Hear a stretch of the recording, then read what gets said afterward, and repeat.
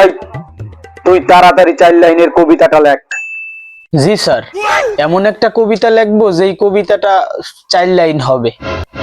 আমি এক্ষুনি লিখে দেখাচ্ছি স্যার। প্রশ্নে কি বলছে সেটা আগে আমাদের ভালো মতো বুঝে নিতে হবে। 4 লাইনের একটা কবিতা, প্রথমে আমাদের 4 লাইনের কথা যেহেতু বলছে, 1 লাইন, 2 লাইন, 3 লাইন। দেখেন আমরা খুব সহজে 4 লাইন লিখলাম। এখন হচ্ছে একটা কবিতা।